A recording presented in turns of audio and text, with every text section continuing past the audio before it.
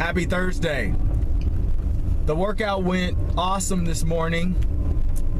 Kind of got a little beat up from the squats, the back squats, but I only had 1 day break off from our leg workout on Monday, so or excuse me, on Tuesday, because we didn't work out Monday. Monday is the 4th of July. But Tuesday's leg workout was not grueling, but we hadn't been doing it the last couple weeks.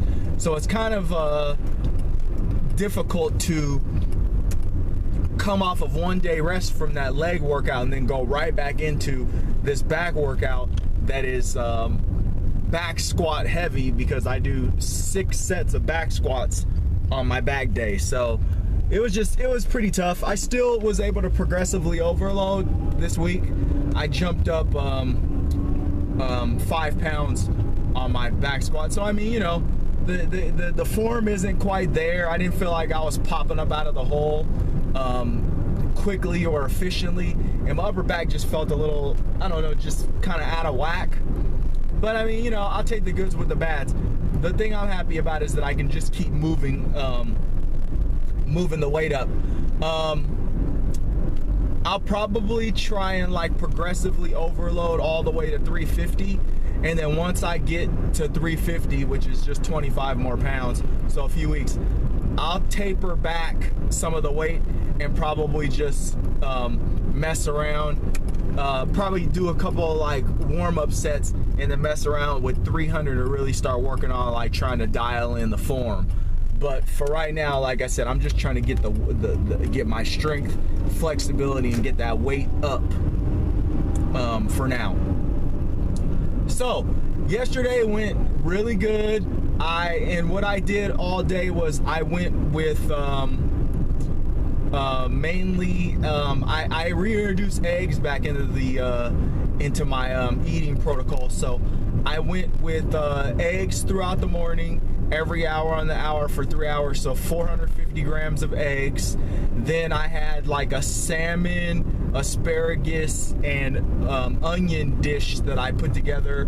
I was able to break that up into 2 meals, and so I believe those were 300 grams each meal.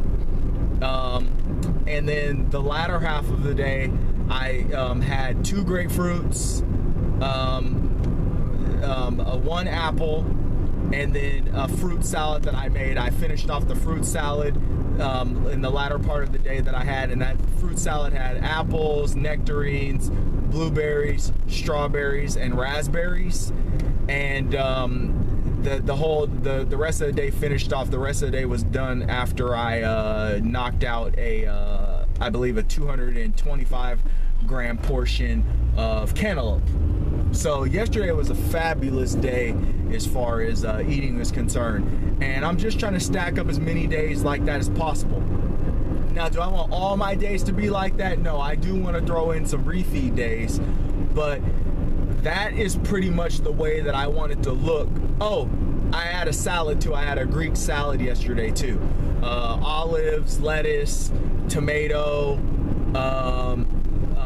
and like a vinaigrette dressing with a little bit of, like a tad bit of feta cheese, lactose-free feta cheese.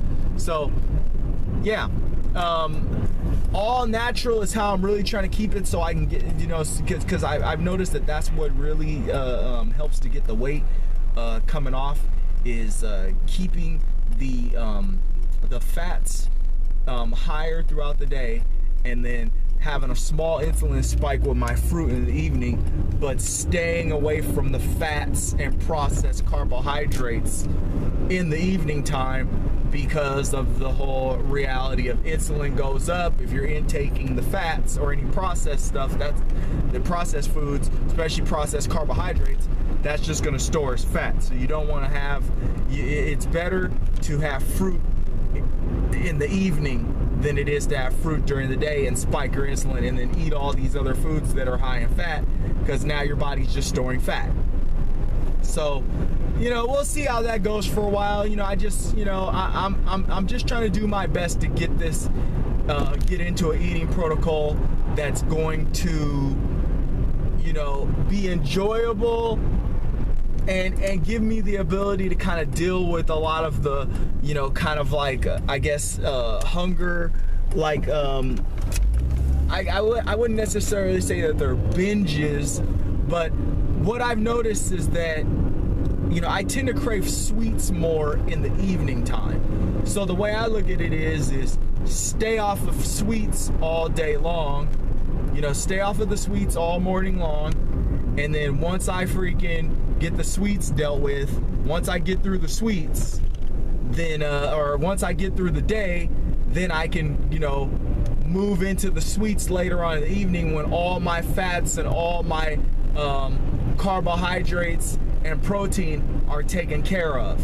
And then I can start like reintroducing some sugar, some fructose into my system, and, you know, dealing with those, you know, with those feelings of, oh, I gotta have some sweets, or, you know, whatever. It's hard to explain, but, you know, just in the evening time, I get like these weird cravings for, you know, just like not necessarily junk food, but just something, you know, just something sweet. And that's the good thing about having a lot of fruit around is, you know, if you can get away from the candy, if you can get away from the pastries and stuff like that, and really just start, you know, go out and buy a bunch of different fruits that have different textures and different taste. You can have a bunch of fruit and get a bunch of sugar without totally blowing your macros up. And that's what's, you know, the best thing that you can do for yourself in the evening. You don't want to blow your macros up in the evening time. If you sit down as an endomorph, you have a pastry at night, you're basically throwing the entire day away, and you're putting your body in a position where it's not going to burn fat overnight. Fiber-ish fructose from fruit, body reacts totally different, and, you know, your body phytonutrients and the fruit and fruit sugars are metabolized easily. They don't spike your insulin as much because the GI content is lower, and you just feel better. You wake up feeling great. You know, I have a pastry in the evening, I wake up feeling like crap the next day. You can eat fruit like crazy and you wake up in the morning feeling fantastic. Liver glycogen replenished.